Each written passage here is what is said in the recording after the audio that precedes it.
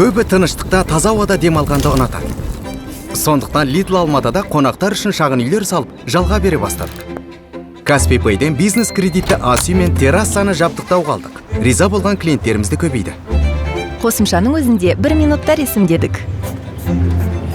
Қазақ білезіктің зергерлік бұйымдары қазақстандық зергерлердің тарихи дәстүрлерінен бастау алады. Каспий Пейдің бизнес кредитімен материал сатып алдық та жарнаманы қостық. Көбірек сата бастадық. Ол ала дүкенінің тарихы интернетте сатылған бір маскадан 70 түрлі брендке дейінгі жол. Каспий Пейдің бизнес кредитімен тауар түрлерін кеңейттік. Сату көлемі артты. Бүкіл Қазақстан бойынша 5000-нан астам серіктес дүкен Каспий Пеймен сату көлемін арттырды. Каспий Пей, Каспий KZ-тің бизнеске арналған мобильді қосымшасы.